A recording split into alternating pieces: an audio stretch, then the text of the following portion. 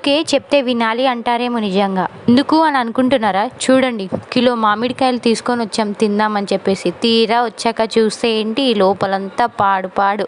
ఒకటి కాదు రెండు కాదు, తీసుకొచ్చిన కిలో మామిడికాయలు అలాగే ఉన్నాయి. మా వారికి చెప్తూనే ఉన్నాను, వద్దండి ఈ మామిడికాయలు బాలేవంట, తినొద్దు అంటున్నారు. అంటే ఏం కాదు తీసుకో, ఏం కాదు అట్లనే అంటారు, మనం తిందామని చెప్పి తీసుకున్నాం. సరే కదా అని చెప్పేసి ఫస్ట్ టైం తీసుకుంటున్నాం కదా, హాఫ్ కేజీ అన్న తీసుకుందాం అని చెప్తే ఏం కాదు తీసుకో.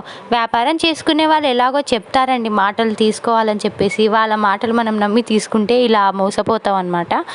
ఆయన మస్తుంటుంది, నువ్వు బాగుండకపోతే నెక్స్ట్ టైం వచ్చినప్పుడు నాకు చెప్పు చెయ్యి అని చెప్పేసరికి మా వారు నమ్మేసి కిలో తీసేసుకున్నారనమాట. తీరా వచ్చి చూస్తే ఏంటి, అన్నీ ఒకటేసారి తినలేం కదా అని చెప్పేసి కొన్ని ఫ్రిడ్జ్లో పెట్టి రోజుకొకటి తిందాంలే అని అనుకుంటే ఏంటి, ఒకటి బాగుండకపోయేసరికి అన్నీ కోసి చూస్తే అన్నీ అలాగే ఉన్నాయన్నమాట. మాలాగా మీరు కూడా మోసపోకండి, తీసుకోకండి. అసలు తీసుకుంటే గట్టిగా ఉన్నాయి తీసుకోండి. అవి కూడా మాకు రసం మామిడికాయలు అని చెప్పి మోసం చేశారనమాట. అవి స్మెల్ని చూసే మేము మోసపోయాం. స్మెల్ బాగా వస్తుంది కానీ లోపల మొత్తం ఇలా ఉంది, లోన లోటారం పైన పటారు.